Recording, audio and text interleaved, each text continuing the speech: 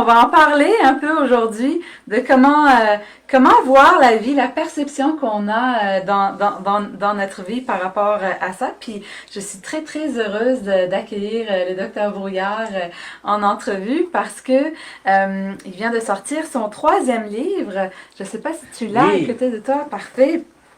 Son 3e livre, c'est une question de vie et de mort. Puis pour ceux qui ne le savent pas, on a collaboré.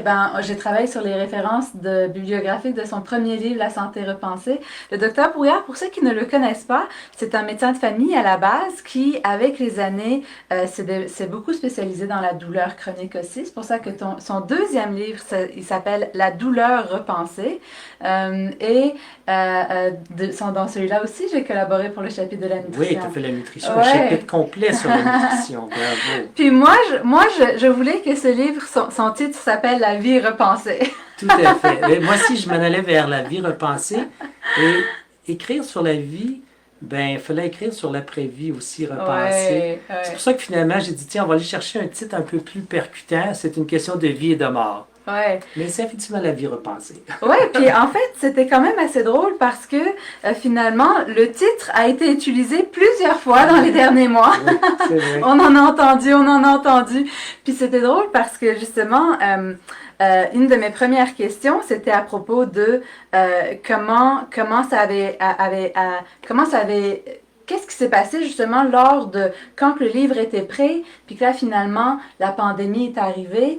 Puis moi, ça m'a beaucoup surpris parce que à la page numéro 16 de ton livre, je ne sais pas comment tu as pu prédire ce qui est arrivé, en fait.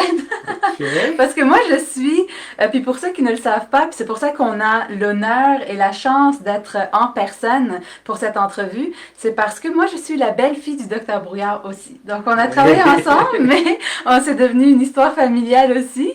Et moi, ça fait des années que j'ai toujours rêvé de vivre dans une maison multigénérationnelle, puis un peu avec tout ce qui est arrivé avec le confinement, etc., ça a comme accéléré mon rêve. Oui, c'est Dr Brouillard qui me l'a fait remarquer.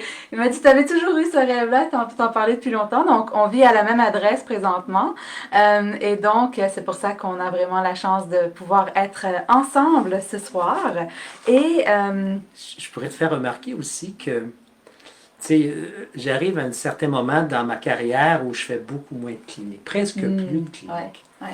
Et là, j'étais tellement content de pouvoir passer le flambeau finalement à Natacha et Philippe, parce que c'est vraiment à propos de l'hygiène de vie, à propos de la médecine fonctionnelle finalement, dans lequel ils sont, je pourrais dire, nos reporters officiels et les plus talentueux qu'on a au Canada, là, vraiment, là, c'est vraiment fantastique. Tu es diplômé en médecine fonctionnelle. Oui. On est très chanceux vraiment d'avoir pu bénéficier de toutes tes années d'expérience. On est une famille qu'on a beaucoup d'amour, puis on a été vraiment très joyeux d'avoir le docteur Brouillard. Regarde, il y a plein de gens qui mettent des cœurs, justement. Donc, vous ressentez notre amour, c'est ça qu'on voit. Donc, je regarde aussi la difficulté qu'on a eue ce soir. Oui. Et c'est rien pour rien, hein? Il n'y a pas de hasard. Pour moi, j'en parle dans mon livre, tout le phénomène de la synchronicité. Et tu peux t'imaginer, ce soir, là, on avait fixé cette date-là comme par hasard, mais ce soir, c'est le solstice d'hiver. C'est le jour où il y a le plus d'ombre dans la planète actuellement. Les nuits sont les plus longues, c'est aujourd'hui. Mais à partir d'aujourd'hui, puis demain, ça va être la lumière qui va commencer de plus en plus à s'allonger, donc ça va être de plus en plus lumineux sur la planète et probablement en nous aussi. Et je regardais aussi aujourd'hui à plusieurs endroits au niveau astrologique. C'est un phénomène vraiment spécial ce soir. C'est pas parce que je m'intéresse beaucoup à l'astrologie, mais il reste que Jupiter et Saturne vont quasi se rencontrer aujourd'hui, puis demain, si le ciel est visible, là, ça serait vraiment intéressant. On peut les voir à l'œil nu, puis encore plus facilement avec des jumelles. Mais c'est un phénomène qui s'est reproduit l'autre fois d'avant, il y a 800 ans. Et là, ce soir, ça recommence encore. Et la prochaine fois, on dit ça va être probablement dans 80 ans d'ici. Donc, c'est quand même un soir spécial. Là. Oui. Je comprends qu'à un moment donné, là, la vibration des ordinateurs avait un peu de misère à chevaucher tout ça. Là, tu sais. Ouais, ouais. Puis, en même temps, je trouve que comment qu'on a réagi, parce qu'on aurait pu quand même paniquer, Ouais, ouais, on aurait ouais. pu quand même. Puis en fait, c'est ça la vie, hein, la vie. Puis mais je trouve ça très intéressant parce que c'est vrai que des fois, puis je trouve ça intéressant comment tu dis la journée avec le plus qu'on est le plus dans l'ombre en fait, Ouais. hein. Puis donc, je sais pas si vous êtes plusieurs, vous pouvez nous écrire dans les commentaires si jamais les dernières semaines ont été, ou aujourd'hui, ont été des journées difficiles. Ça se peut que ça soit à cause de ça. Euh, puis si jamais vous voyez aussi que il y a certaines personnes dans votre alentour qui pourraient bénéficier d'entendre le message qu'on va partager aujourd'hui, ben, n'hésitez pas à les écrire dans les commentaires, les taguer ou de partager la vidéo sur votre page pour que d'autres personnes aussi puissent y avoir accès. Parce que comme je disais tout à l'heure, moi ce qui m'a vraiment surpris quand j'ai lu le livre du docteur Brouillard, c'était cette phrase. Je vais vous la lire.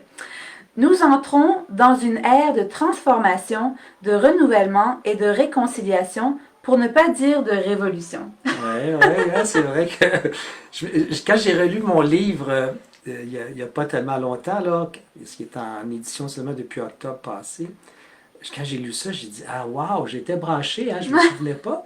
Mais probablement que c'était un préambule, ça s'emmenait vers ça, puis Ouais. probablement c'est pas pour rien que le livre a été retardé aussi. Oui. Parce que tout le phénomène de la vie et de la mort, c'est bien un moment où on le vit beaucoup, là, intensément. Hein. Actuellement, c'est Ah oui, avec ça. beaucoup, Là. beaucoup, beaucoup.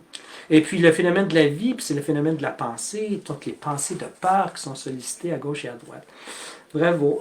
Exact. Puis moi, justement, j'ai plusieurs questions que j'ai préparées, justement, parce que quand j'ai commencé à lire le livre, vraiment, il y a plein de points tellement intéressants que je pense qu'ils sont importants à entendre dans la période qu'on est en train de vivre présentement.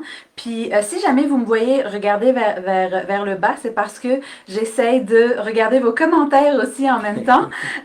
Mais vraiment, moi, quand j'ai lu cette phrase, c'est ça. Je savais que probablement que ton intuition était très forte par rapport à ce qu'on est en train de vivre comme dans l'humanité en Oui, général. oui. Et j'ai beaucoup aimé la prochaine partie, un peu dans ton introduction, tu parles de comment la science puis ça, c'était peut-être avant, un peu. Ben, je sais que tu as écrit le livre avant. Je t'ai vu mettre Ouais, des parce que heures et des heures. ça fait plus d'un an, hein, presque un an et demi que le livre Presque est 2 ans. terminé. Presque Oui, c'est 2 ans vrai. que le livre Un est an qui est terminé. Qui est Exact. terminé. Ouais, ouais, tout Exact. à fait. Puis moi, je me rappelle, tu sais, dans ton livre, tu expliques comment la science va apporter, tu disais que la science, avec les années, apporterait plus de réponses à certaines de nos questions, incluant celle de, justement, qu'est-ce qui se passe après la mort? Puis c'est quoi, justement, maintenant, mourir scientifiquement? C'est quoi qu'on a comme science qui nous dit qu'est-ce qui se passe de l'autre côté? Parce que souvent, surtout avec ce qu'on est en train de vivre présentement, c'est normal qu'on ait beaucoup de peur. Et c'est ça que j'aimais. Puis j'ai trouvé ça drôle quand tu as amené ça dans ton livre, parce que moi, il y a quelques années, j'ai lu un livre qui s'appelait The Mystery of Life and Death. Puis ça m'a rappelé quand j'avais lu ce livre, c'était écrit par Ramta, OK. qui est justement, qui lui a une école qui est beaucoup basée sur des enseignements spirituels, mais sur la physique quantique aussi. Puis je me rappelle que même si c'est pas, même si c'est basé sur la physique quantique, mais il y a beaucoup, c'est dur de trouver des preuves de qu'est-ce qui se passe après, puis de ne pas avoir peur. Mais je me rappelle que ce livre-là m'avait amené tellement de paix, puis de confiance un peu dans le cycle un peu de la vie. Donc, quand j'ai lu, déjà juste dans ton introduction, je savais que ça serait un livre important. Euh, et donc vraiment, les principes après que tu parles de laisser parler la tête, le cœur plutôt que la tête. Hein, Oui. je ne sais pas s'il y en a. Ouais. Ah oui, tout à fait. Et je te dirais que ce livre de la vie repensée, parce qu'après avoir parlé de santé, de douleur, mais finalement, on faut se poser la question, et moi je me suis toujours posé la question, même très jeune, à l'âge de 12 ans, je me demandais qu'est-ce que je faisais ici. Qu'est-ce que je faisais ici? Là? C'était quoi mon rôle? C'était pas... Il fallait que je trouve, j'étais un chercheur, il fallait que je trouve des réponses à mon existence même, et la fameuse question qui suis-je? Parce qu'à partir de là, tout va changer dans ta vie. Le jour où tu commences à reconnaître un peu ces questions qui sont fondamentales pour l'être humain, eh bien, c'est toute ta vie et ton entourage et ton environnement qui changent parce que tu vas mettre les vraies valeurs aux bons endroits. Et je te dirais, je t'écoutais tout à l'heure, puis quand tu disais, ah, ça m'a réconforté. Et s'il y a bien quelque chose que j'aimerais dans la population en général, c'est apporter un réconfort quand il arrive le moment du grand départ.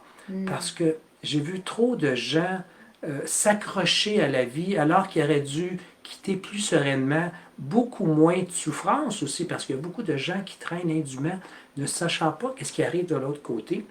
Alors que le jour où on commence à réaliser que ce n'est simplement qu'un grand voyage qu'on va faire, et probablement que c'est comme pour moi, c'est comme un cordon, c'est un deuxième cordon ombilical qu'il faut couper, c'est le cordon de la vie matérielle pour retrouver probablement nos vraies ailes, qu'on est des êtres de lumière. Hein, j'en parle. Pourquoi, à un moment donné, l'être humain est avant tout un être de lumière. On fait partie de la lumière. C'est fantastique. Mais on est habillé avec un corps physique, puis on s'est identifié avec le temps à ce corps physique, malheureusement, tellement qu'on a oublié qu'on est des êtres spirituels, qu'on est des êtres lumineux avant tout. Fait que si on peut apporter cette notion de la mort et de cette tranquillité qu'il faut arriver, puis je te dirais qu'à un moment donné, il faut comme abdiquer, dire « OK, on se laisse aller ». Je vois souvent l'enfant qui arrive à la naissance en criant, en pleurant. Il part d'un utérus chaud, où tout est arrivé, où tout est là, il n'y a rien, aucun effort à faire. Alors qu'au fond, à la fin, qu'est-ce qu'ils arrivent? C'est le dernier. Ah! Ce dernier-là, l'enfant, lui, quitte un monde qui est fabuleux pour arriver dans notre monde matériel. Il ne sait pas qu'est-ce qui l'attend, mais à un moment donné, quand il faut quitter ce monde-là, ben c'est un soupir, à mon avis, de soulagement. Et ça va être un soupir de soulagement, d'autant plus qu'on va avoir vécu de la bonne façon. On ne peut pas... oui, ça, c'est une chose qui m'avait tellement... Ça me choquait un peu d'entendre. Il faut mourir dans la dignité. Premièrement, j'ai dit, il n'y a personne qui parle de mourir, c'est quoi la mort? Puis mourir dans la dignité, ça veut dire quoi? Est-ce qu'on peut mourir dans la dignité rendu sur un lit de chevet, alors qu'on n'a pas vécu dignement d'une certaine façon? Je me dis, toute notre vie, et ce qui s'en vient aussi après, puis c'est encore la vie, j'aime pas le mot mort, parce qu'au fond, mort, c'est comme si c'était une extinction. Mais on ne meurt pas, on ne meurt pas. Et ça, c'est une certitude que j'avais quand j'étais plus jeune aussi. C'est une certitude que les grandes religions nous disent aussi. Ce qui meurt, ce n'est que le corps. Mais on a mis tellement d'attention au corps qu'on a oublié qui on était véritablement. Fait que le jour où on commence à réaliser ces choses, qu'on est beaucoup plus qu'un corps matériel, eh bien la vie va tellement changer. La vie même va s'épanouir, les relations vont être meilleures, etc. Des fois, je dis souvent aux gens, tu sais, c'est pas monsieur un tel, madame une telle, mais vous rencontrez l'âme ou c'est plus la personnalité. Assez de voir quand vous rencontrez quelqu'un que c'est la grande personne en arrière, c'est la lumière que vous rencontrez, une lumière qui rencontre une autre lumière, tu sais. Mais dans ce temps-là, c'est comme tellement plus simple d'être sympathique avec tout le monde, gentil, puis on s'accorde sur des vibrations. Puis c'est pas toujours facile parce qu'on a un cerveau qui est très... analytique. Exact. Puis c'est pour ça que j'aimais beaucoup un peu dans ton livre comment tu parlais justement que des fois il faut laisser parler le cœur.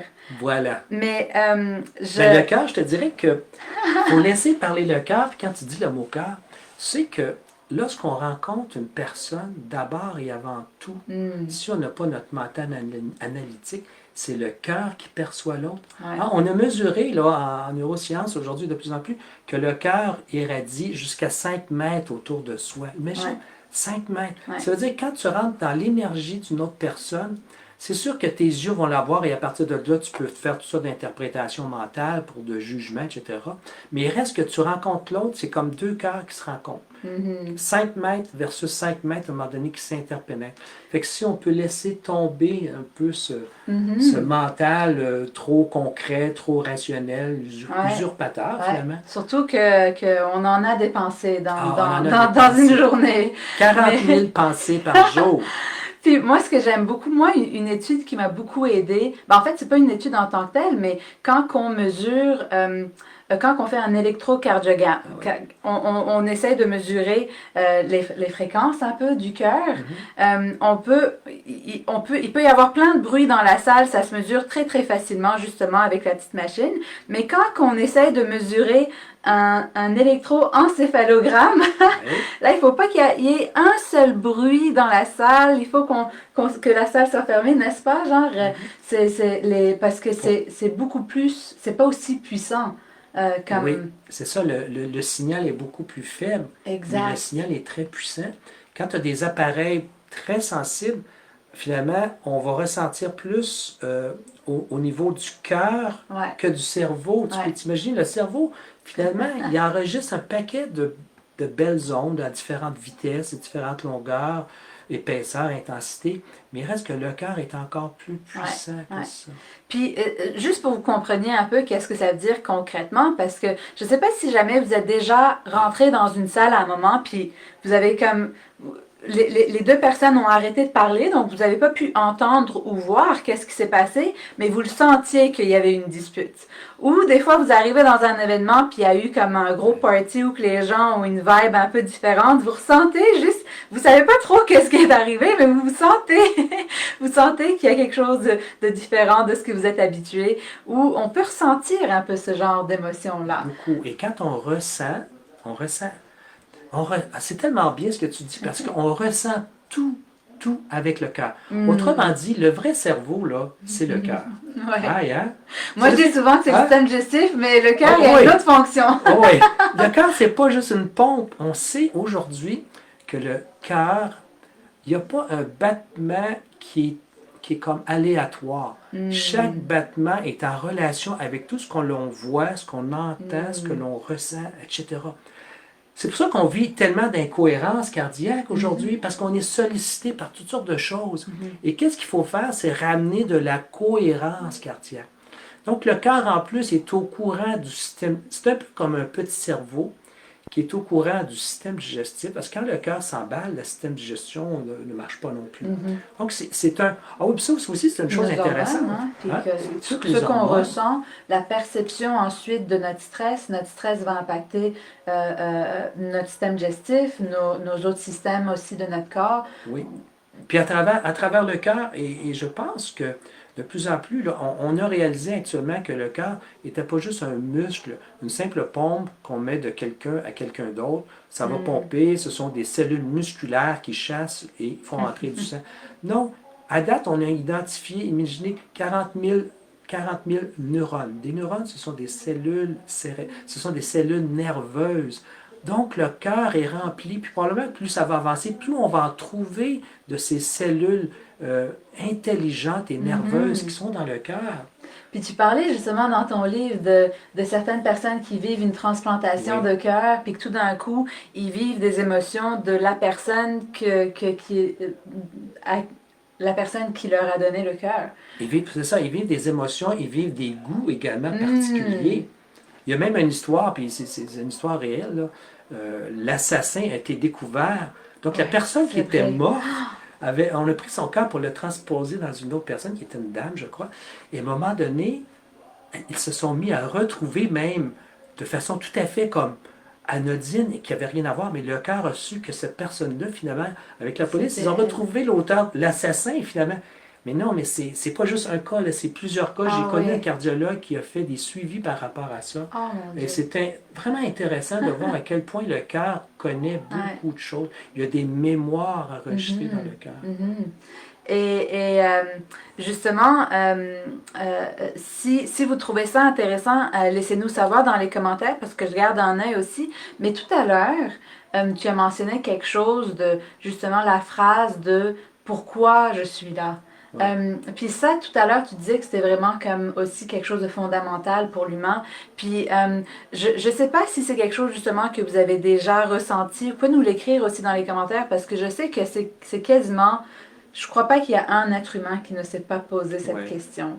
Ouais. Puis des fois, c'est pas toujours facile justement de garder un peu le cap. Hein. Il y a beaucoup, ça peut être une question qui stresse plutôt qu'autre chose, parce que des Oui. fois, la vie, surtout de nos jours, va de plus en plus vite, puis on a juste l'impression qu'on n'est pas capable de prendre un calme. Même avant, on pouvait avoir l'ennui. Hein. Quand on était dans une file d'attente, on pouvait avoir un calme mental. Maintenant, on a tous nos téléphones, donc chaque petite minute, on peut Ouais. être connecté à quelqu'un d'autre, faire quelque chose, faire des courriels, faire des quoi que ce soit. Donc c'est vrai que je crois que c'est de plus en plus difficile Ah aujourd'hui, oui. surtout avec tous les médias sociaux. On est dans une période maintenant où on reçoit beaucoup de notre information sur les médias sociaux aussi. Donc c'est de plus en plus difficile hein, de... De plus en plus difficile et de plus en plus difficile, mais aussi de plus en plus contraignant dans lequel tu dois faire une certaine sélection dans tout Hmm. ça. Aujourd'hui, on est bombardé d'informations, mais est-ce qu'on est capable d'avoir, à partir de ces informations-là, avoir une certaine réflexion par rapport à ça? Hmm. Malheureusement, on ne peut. On nous envoie de l'information et on ne la digère pas ou on dit oh non, Hmm. non, ça marche pas, ça fonctionne pas. Ou je m'assois, je médite là-dessus, je regarde le bien fondé de ça. Fait que finalement, on devient encore plus étourdi, mais encore Hmm. plus. On s'éloigne encore plus de notre réalité véritable. Parce qu'on devient ce que nos médias nous enseignent constamment. Hmm. Donc, on devient simplement un porte-parole ou on devient un peu la marionnette de nos médias, finalement, actuellement. Donc, c'est tellement important. Puis, ah oui, là, c'est ça. Je parlais tout à l'heure au niveau astrologique. Qu'est-ce qui se passe? C'est que l'homme, on a quitté l'ère du poisson et on est rentré dans l'ère du Verseau. Ouais, parfait. Dans l'ère du poisson, c'était l'homme qui était soumis à l'autorité, l'homme qui vivait des émotions. Il était dans l'eau. L'eau, c'est l'émotion aussi. Hein? C'est le symbole astral. Donc, c'est l'émotion. Et on regarde le Verseau, c'est celui qui porte les eaux sur son épaule. Donc, enfin, l'être humain commence à rentrer dans cette phase évolutive où il va porter les eaux. Il va porter ce qu'on appelle le système émotionnel. Il va développer son système mental, mais un mental élaboré, un mental Hmm. supra, si on veut, que juste le mental concret, dans lequel il va pouvoir s'ajuster puis être en connexion avec. Donc, on voit à quel point, finalement, c'est un principe évolutif constamment dans lequel on va vivre probablement beaucoup d'instabilité actuellement, tant qu'on ne sera pas, ça va peut-être prendre encore une centaine d'années avant que véritablement on puisse s'enclencher dans ça. Mais on a commencé dans ce Hmm. phénomène de conscientisation de Hmm. plus en plus. Donc, ce ne sont pas toujours des pensées que j'appelle réflexives de ce qui nous viennent de l'entourage, mais que Hmm. l'être humain va devenir, à un moment donné, capable de penser par lui-même, aller Hmm. chercher sa pensée véritable, qui n'est pas la pensée de ce qu'on a eu depuis qu'on est toute jeune et ce qu'on a Hmm. Une encore dans accumulation. l'accumulation de tout ça. Ouais. Bon, on dit d'ailleurs que D'automatisme, de d'automatisme, on dit que inconscient. l'être humain fonctionne à Ouais, c'est 95% ça. dans le subconscient. Mais tu sais, c'est comme, aïe, Ouais. il nous reste juste 5% qui nous appartient. C'est pour ça qu'il faut vraiment faire un travail de ce côté-là. Mais c'est pas une bataille qu'il faut livrer, c'est simplement d'ouvrir un peu la conscience de plus en plus vers ça. Je pense que c'est ça Ouais. vers quoi on s'en va. Ouais, puis j'aime beaucoup dans ton livre comment tu parles. Moi, je vois beaucoup deux aspects. Tu parles beaucoup de la synchronicité, puis de la responsabilisation. Ouais. Comme un peu comment parler des deux. Puis c'était drôle parce que quand je lisais tes exemples de synchronicité, pour ceux qui ont pas encore lu le livre, il parlait beaucoup de comment, avec pour quand tu as voulu écrire ton premier livre, finalement, quelques années avant, Des années avant, tu avais eu quasiment comme 10 ans patiente avant. Ouais. la personne qui finalement a été ton éditrice, c'est ça? Ouais, tout à fait. Puis c'était drôle parce que moi, quand j'ai lu cette partie du livre, tu parlais après de Guy Corneau qui a fait ta préface. Oui. Puis que lui, dans l'avion, il avait rencontré un de tes patients qui, lui, avait dit à Guy Corneau, ah, il faut que tu rencontres ce médecin. Puis Guy Corneau, il était en train d'écrire ta préface, justement. Puis moi, de ce que je me rappelle, c'est que aussi, Guy Corneau t'avait recommandé les éditions de l'Homme. Oui, Donc, ces trois histoires étaient complètement en synchronicité. tout à fait. Oui, c'est un peu comme si on est les acteurs, on arrive ici, on a un rôle à jouer, sauf qu'on ne connaît pas véritablement Où on va, où on on va. va finir. On est les acteurs, mais on connaît pas toute la mise en scène dans Ouais. laquelle, et on la fait un peu au fur et à mesure, mais en même temps, il y a une espèce de guidance à travers ça. Mhm. Et plus on fait confiance à cette guidance, que Mhm. j'appellerais cette énergie ou ce mental universel, cette conscience universelle, mais plus à un moment donné, on va s'enclencher vers les vraies choses dont on a besoin. Tu sais. Il n'y a pas de rencontre, je dirais qu'il n'y a pas de rencontre aléatoire, c'est comme le jeu du hasard. Einstein, d'ailleurs, avait déjà dit, euh, et on lui a posé la question, est-ce que le hasard, finalement, tout le cosmos, tout ça, c'est du hasard aussi? Là, il dit, vous voyez, il dit, le hasard, là, eh bien, imaginez qu'il y a une bombe dans une librairie, puis tout revole en morceaux, et là, tout à coup, tout retombe sur Terre, sur le sol, et dans un équilibre parfait, tout comme un dictionnaire, où tout ça. C'est En impossible, ordre ça. alphabétique. Parole alphabétique, c'est un dictionnaire parfait que, ben non. Bon, ben, si ça se peut pas, c'est impossible que l'univers soit un fruit du hasard. Pour lui, l'univers faisait partie, il a appelé ça même un grand penseur. Un grand penseur. Imagine un penseur avec un grand P, là, à quelque part. OK.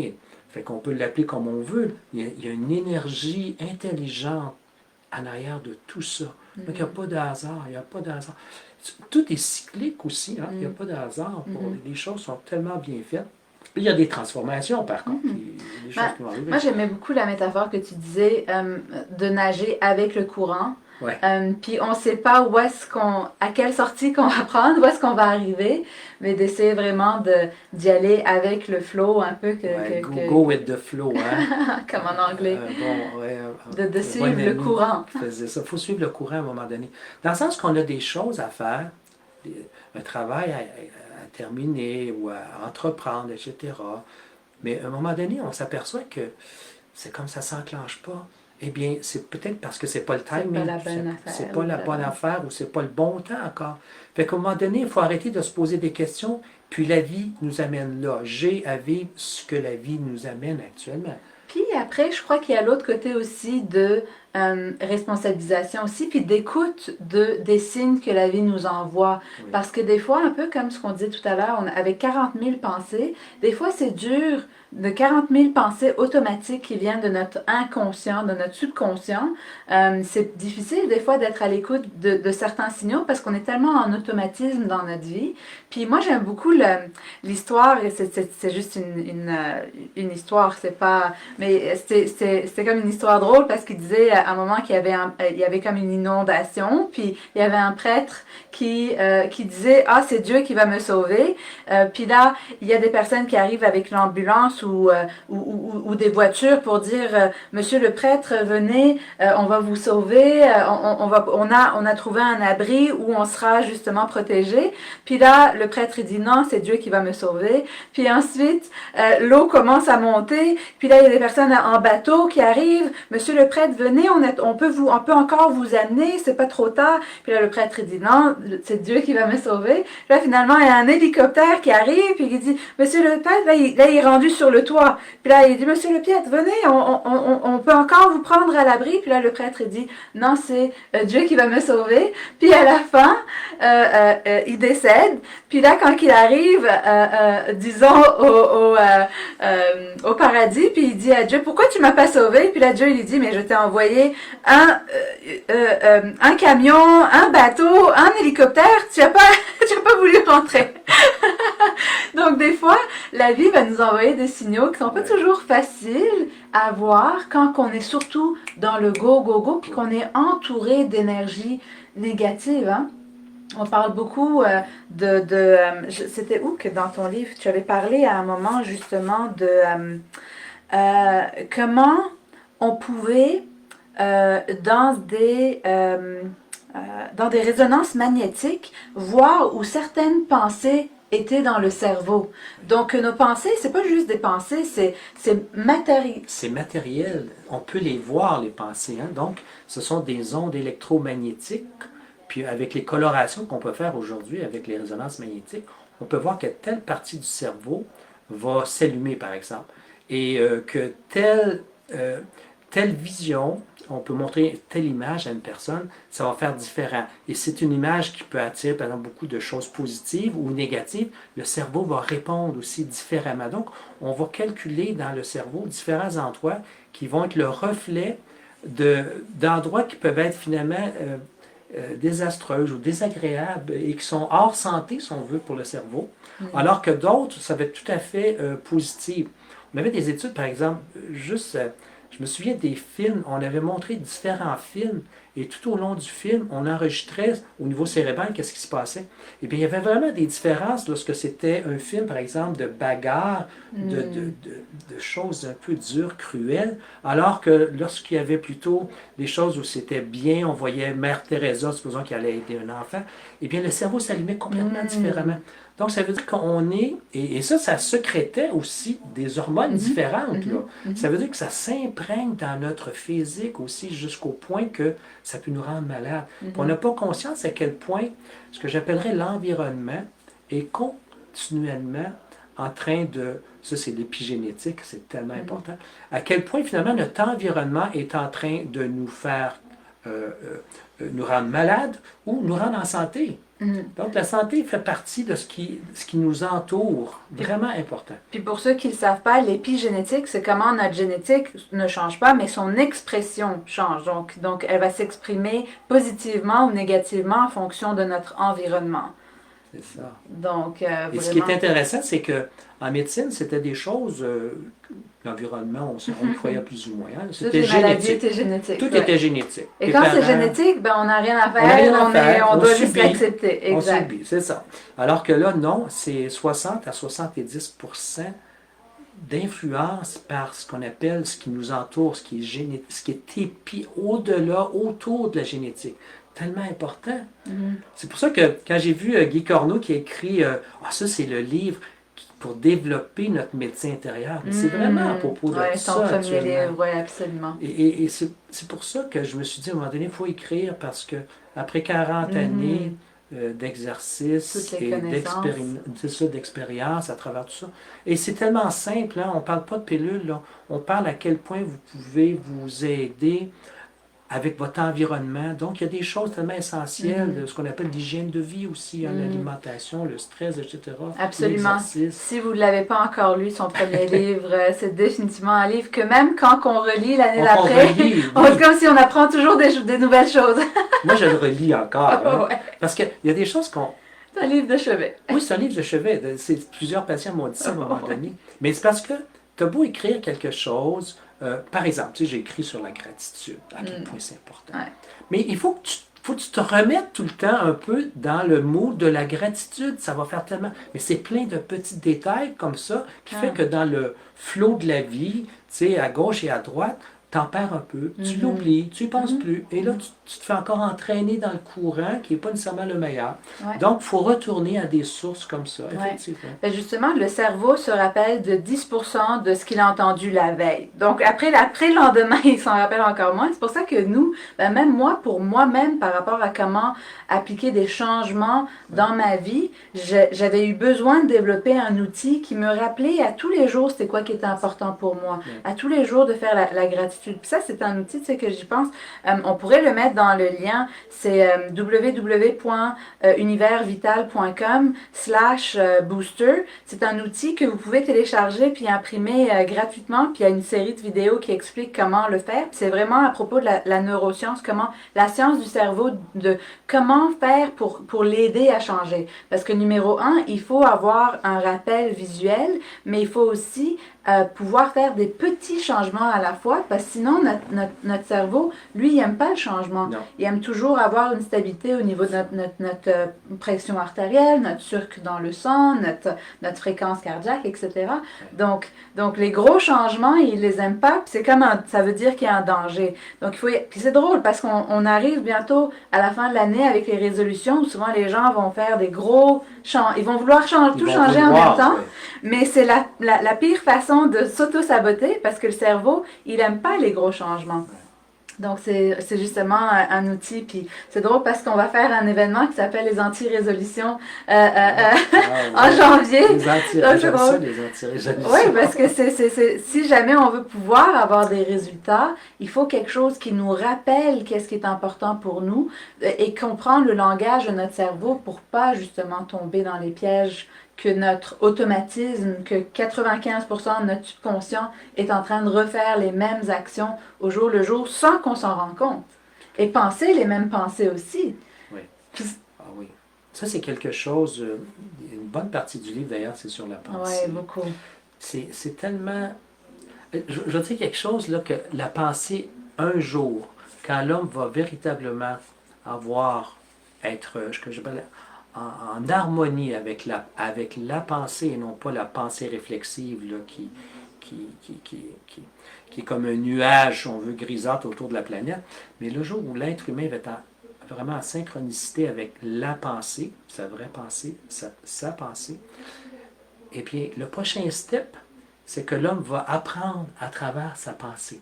C'est-à-dire que l'homme n'aura plus besoin, on est rendu loin là, mais ça va être comme ça, moi je sais de le quoi tu vois. À parles. un moment donné, l'être humain, parce que là on a 40 000 pensées, là-dessus il y a probablement 90% des pensées qui sont totalement inutiles, déstabilisantes, mais le jour où on va avoir de moins en moins de pensées. Et d'ailleurs, la méditation, un de ses rôles très importants, c'est de diminuer ce flot de pensées. Notre, notre vieil habitant de l'époque, là, il ne pensait pas comme nous autant. Il était dans son champ, tout était ralenti, il n'y avait pas de cellulaire, il n'y avait même pas de téléphone. À quelque part, il était dans la nature et les pensées étaient beaucoup moins présentes. Nous, là, on est bombardés Ah de oui, pensées. maintenant. On est obligé, à un moment donné, de s'asseoir puis prendre un temps de réflexion, d'introspection, d'intériorisation, parce que les pensées nous agressent constamment. Il va venir un temps où l'homme va être véritablement en contrôle de la pensée, tellement qu'il n'y aura presque plus de pensée. Et la pensée qui va lui être, qui va lui être imprimée, il va la verbaliser pour apprendre.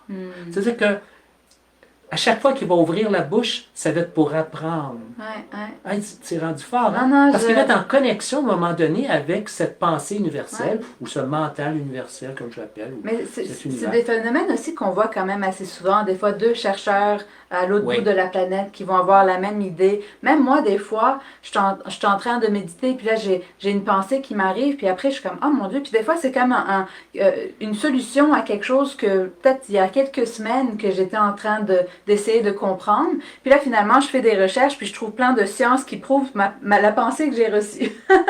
Donc, donc, de plus en plus, des Ouais. fois, c'est d'avoir ces temps de calme qui sont importants parce que justement, c'était quoi que j'avais écrit tout à l'heure qui allait un peu avec ça?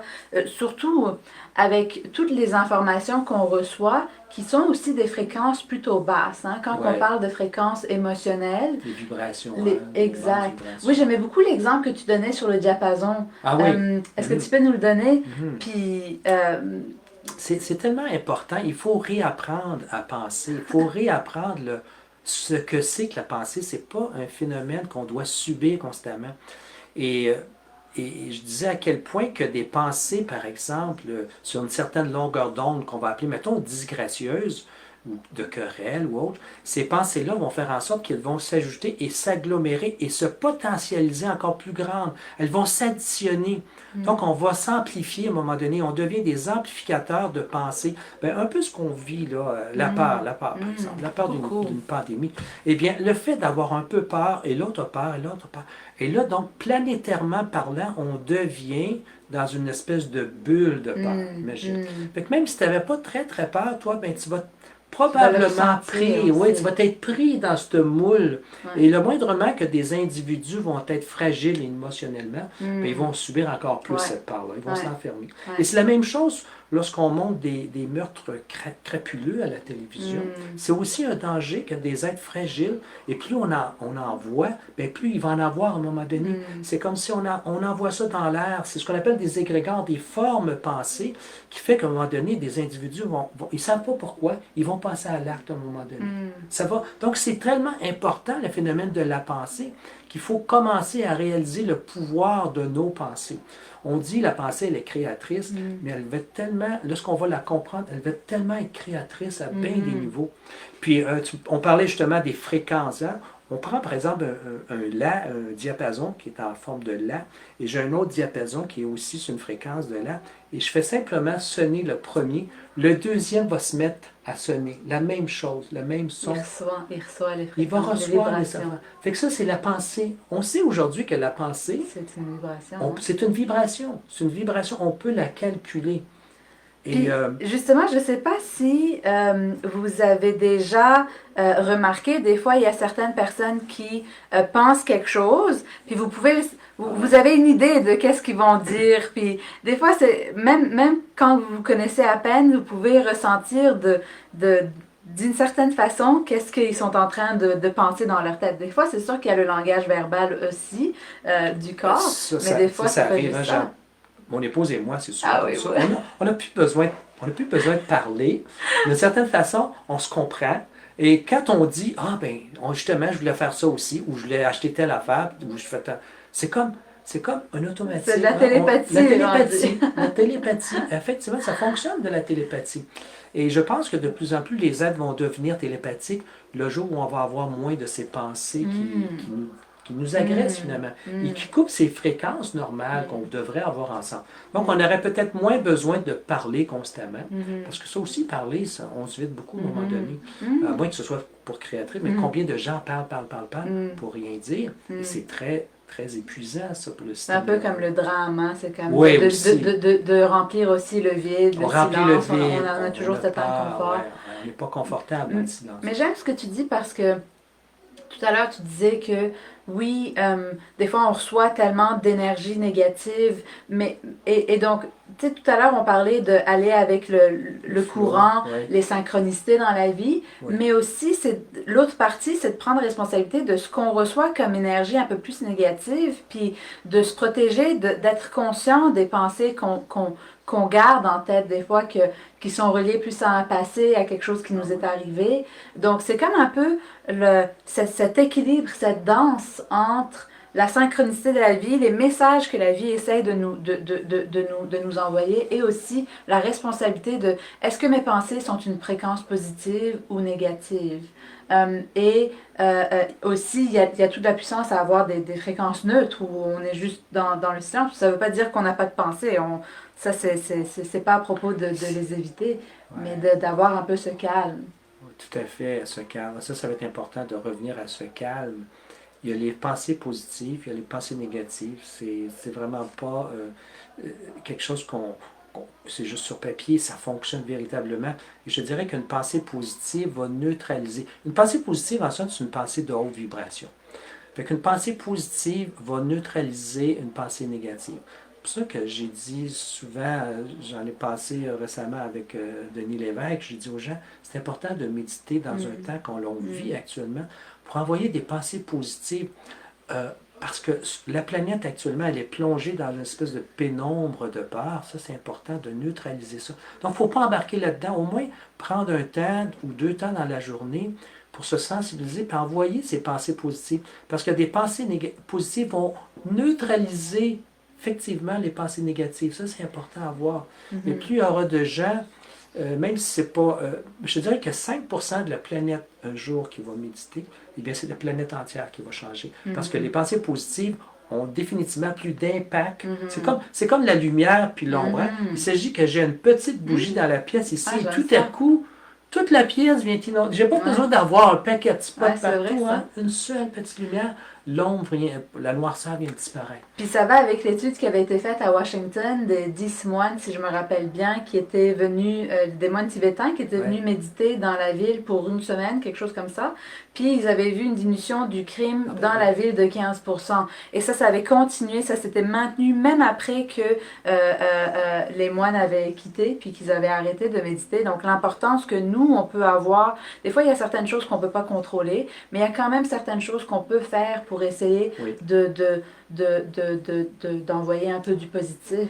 Donc, il n'y a rien de plus important présentement que de méditer, pas juste pour la planète, mais pour soi aussi. Pour soi, puis peut-être pour nos gouvernements aussi, hein, pour Ouais. qu'il y ait les bonnes solutions aux problèmes aussi. Ça, c'est important, qu'ils voient clair ou que la conscience, pour un éveil de la conscience planétaire aussi. Donc, la méditation est excessivement importante. Et c'est éprouvé, c'est ça, j'ai vu des expériences qui avaient été faites dans des prisons où le taux de criminalité avait vraiment diminué lorsqu'on a... Parce qu'il y a des gens là-dessus, même s'ils sont en prison, ils ont vraiment voulu participer avec les méditations et ça l'a changé complètement. Il y avait, même si je me souviens bien, je ne sais pas qui avait fait ça, là, mais Ho'oponopono, je ne sais pas si ça dit de quoi. C'était simplement c'est une méditation avec un mot qu'on dit sans cesse. Et il avait apporté ça dans les prisons et ça avait changé du tout, tous les prisons. Vraiment, là. Et s'il y avait Je une crois place. que Oui, ce qu'il y avait, ça venait d'une place, ou je ne sais pas si c'est autre chose, mais il y a des tribus, je ne sais pas si c'est en Afrique ou je ne sais plus c'est où, mais que si quelqu'un fait quelque chose de mal, oui. on le met face à 5 personnes qui l'aiment, qui Ah, vont oui, lui oui. dire tout le bien qu'il a fait. Eux, c'est comme ça. Au lieu de mettre la personne en prison s'il a fait quelque chose de mal, ils vont le mettre devant 5 personnes qui lui disent tout le bon qu'il a fait. Puis c'est justement la Ça l'a fait puissance. changer. Puis tout d'un coup, on n'a pas besoin justement de De punir la punir. personne. Au Tout à contraire, fait. souvent on se punit tellement plus que ce que les autres à l'intérieur, nous-mêmes, on est comme notre pire ennemi. Ah oui. Puis c'est pour ça justement que c'est important de se protéger de toute l'information négative, d'essayer de prendre une inspiration. Hein, quand des fois, on va pas avoir le choix, on va être dans des conversations avec certaines personnes. Même des fois, moi, c'est normal qu'on se sent plus émotionnel, même des fois entre nous aussi. Oui. Puis c'est normal, mais de vraiment prendre l'habitude de prendre une inspiration avant de répliquer. C'est tellement facile pour nous en tant qu'être humain d'essayer de survivre, d'essayer de se défendre, d'essayer de, euh, de Il y avait juste... une phrase qu'on disait lorsque j'étais jeune, c'est avant de dire quoi que ce soit, il faut se tourner la langue 7 fois avant. T'sais.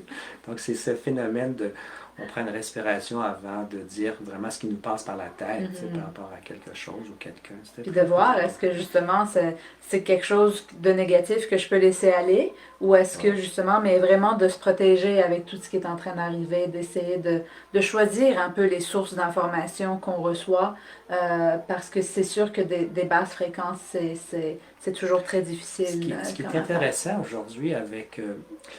je trouve finalement que je me suis intéressé beaucoup à l'hindouisme, au bouddhisme, etc. Tu sais, j'ai été dans ces pays-là également.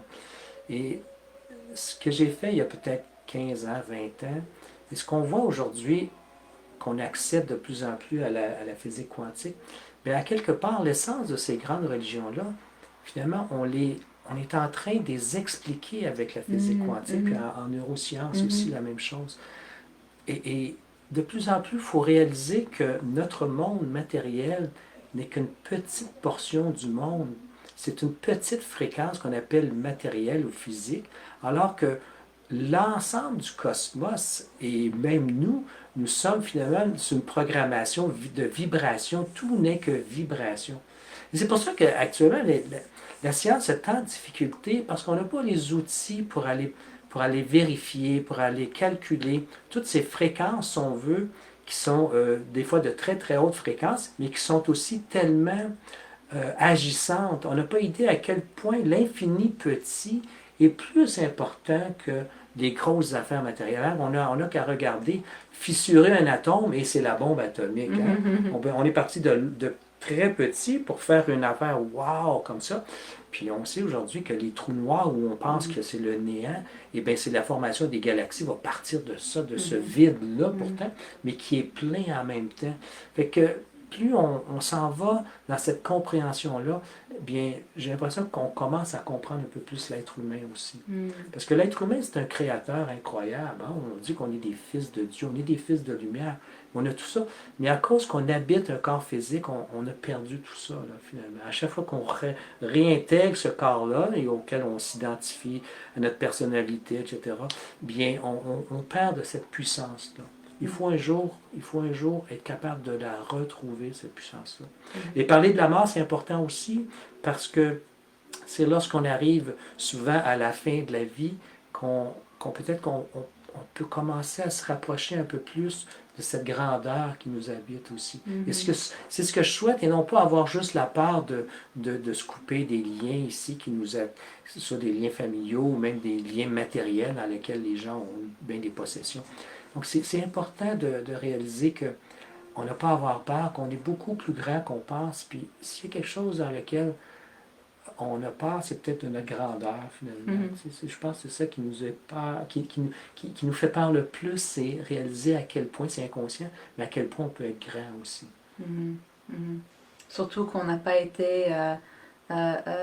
c'est un peu comme ce que tu expliques dans ton livre, on nous a appris à marcher, mais on ne nous a pas appris à penser. C'est ça. Donc des fois, quand on va de tous les automatismes qu'on a été enseigné, ben, on a encore plus peur de tout ce qu'on ne comprend pas, puis tout ce que... C'est ça, effectivement, la peur. Hein, je dirais, le plus gros péché de l'être humain, là, c'est l'ignorance. C'est vraiment juste ça. Parce que le jour où tu commences à essayer de comprendre, à te comprendre qui tu es, qu'est-ce que c'est quoi ici, qu'est-ce qui se passe. Et là, tu es obligé d'aller dans ce que j'appelle dans les choses invisibles, donc dans ce que s'appelle cette vibration qu'on appelle l'âme, l'esprit à un certain niveau, etc.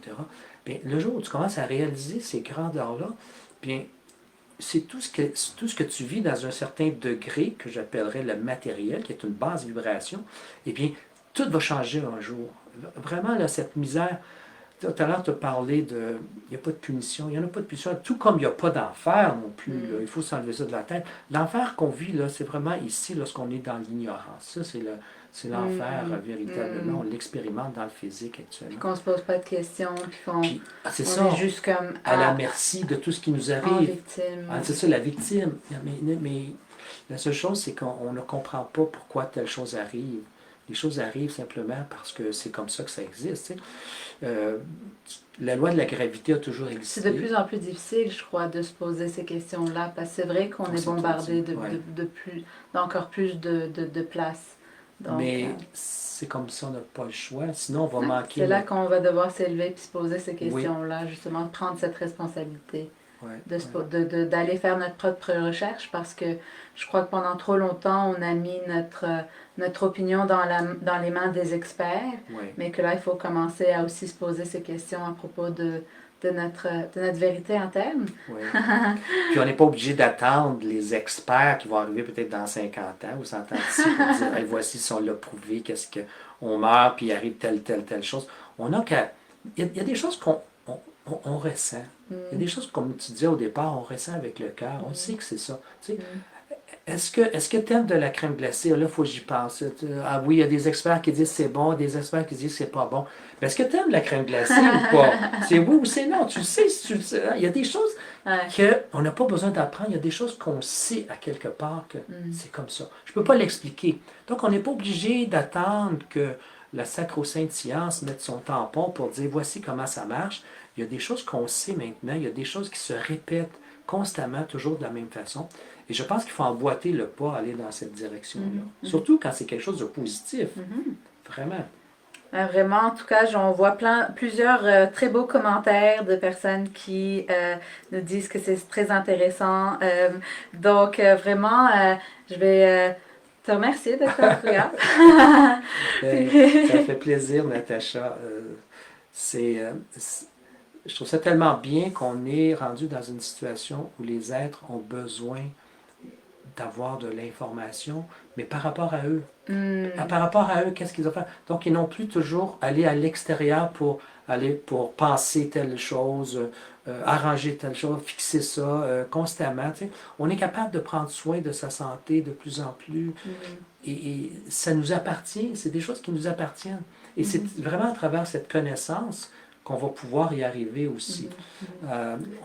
C'est comme si on a à cause de tout ce qu'on peut avoir comme information à l'extérieur, là, sur les médias, c'est comme si on a donné notre pouvoir à ces gens-là. Puis on a perdu ça, malheureusement. Il faut reconquérir ça de plus en plus. Puis je trouve de plus en plus les jeunes sont vraiment à propos de ça. Là. Ils ont un esprit critique. critique. Il y a un esprit critique. Ça, mais ça, je ne suis pas sûr. Là, on va aller voir. Puis c'est correct. Exact. Il faut. Puis je crois aussi que je crois que les derniers mois ont beaucoup un peu obligé à ralentir. Oui. Donc c'est pas une mauvaise chose, mais justement faut commencer à se recentrer sur soi puis vraiment regarder parmi tout le flux de pensées que j'ai, lesquelles sont serviables. Sont serviables, ils sont dignes de nous aider. Exact. Puis vraiment, Dr Brouillard va être notre expert aussi ce mois-ci dans le membership d'Univers Vital. Donc le membership, c'est vraiment à chaque mois, c'est un peu comme le Netflix de la santé. À chaque mois, on a une sphère de la santé qu'on travaille, puis qu'après, on ressort avec 3 différents niveaux d'action concrètes qu'on peut appliquer dans notre santé. Parce que c'est pas juste les connaissances, mais comment les appliquer. Donc, on est très content de t'avoir, Dr Brouillard, ce mois-ci. Puis si jamais vous n'êtes pas encore dans le membership, je crois que vous n'allez pas vouloir manquer ça, pas juste parce que le Dr Brouillard est là, mais aussi parce qu'on a un spécial qui va être offert à nos membres qui vraiment dans les prochaines semaines, qui ne sera pas revu après ça. Donc on va pouvoir vous mettre le lien pour ça aussi, mais vraiment, si jamais vous n'avez pas encore acheté un cadeau de Noël à ceux que vous aimez, n'hésitez pas à aller chercher le nouveau livre du Dr Brouillard, C'est une question de vie ou de mort. Est-ce qu'ils ont rendu au Costco ou pas encore? Oui, au Costco, oh mon Dieu, 2 fois. Je ne sais pas s'il en reste, mais... 2 fois? Ah, oui. Ils en avaient mis cette partie, ils en ont remis, là, je ne sais pas s'il en reste. Oui, il va briser tes records. J'avais pas pensé qu'un livre, parce que c'est quand même un livre qui est à la fois une partie médicale, mais une partie beaucoup philosophique, parce que est-ce que c'est tout prouvé, la pensée? Bien évidemment que non. Tu sais. Mais on n'est pas obligé d'attendre, là. Il faut commencer maintenant à agir par rapport à ça. On sait que ça fonctionne de plus en plus comme ça. Moi, j'en profite pour vous souhaiter des bonnes fêtes à tout le monde. Puis peut-être une petite chose qui va aussi vous apporter tellement plus de paix, c'est avoir de la gratitude pour ce temps des fêtes que vous avez. Parce qu'on est vraiment chanceux, même si on ne peut pas fêter en famille, on a quand même cette chance d'avoir la santé pour la plupart et d'avoir toutes ces choses qui nous entourent matériellement. Moi, juste le fait, le matin, de te lever d'un lit douillet, c'est déjà chauffé dans la maison. J'arrive, j'ai de l'eau chaude. C'est fantastique. Le repas, les repas, on a vu à quel point c'est important d'avoir une gratitude pour le plat qui est devant soi. Il est digestible de façon incroyable. Au niveau de la production de nos enzymes digestives, de la digestion, absolument, puis l'absorption des nutriments qu'on a payé cher, puis qu'on a mis du temps à cuisiner. Et ça fait partie de l'inconscience. Exact. C'est pour ça que moi, quand j'ai développé, c'est comme une forme de journal qui s'appelle le Booster de vitalité. C'est beaucoup axé sur la gratitude. Puis justement, dans les vidéos gratuites qui enseignent comment l'utiliser, à la fin, je partage justement 3-4 études qui montrent la puissance de la gratitude. Puis c'était drôle parce qu'il y en avait une des études qui montrait qu'ils avaient pris des étudiants à l'université qui, ils leur ont fait faire des exercices de gratitude pendant peut-être un mois. Là, je ne m'en rappelle plus, je sais qu'elle est dans les vidéos. Mais, et là, ils ont mesuré certaines parties de leur cerveau.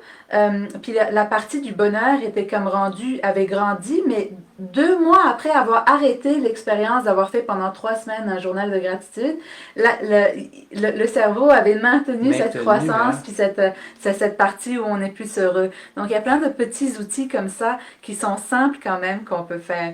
Donc vraiment, merci pour la belle session, puis un peu comme ce que le Dr Brouillard a dit, on va vous souhaiter de très joyeuses fêtes.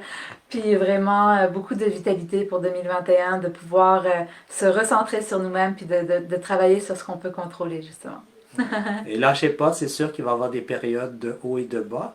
On traverse un certain chaos, là. Faut bien, mais à travers le chaos, il y a des très belles choses qui vont pouvoir émerger tout à l'heure. Merci et bonne soirée à tout le monde. Au revoir. Bye.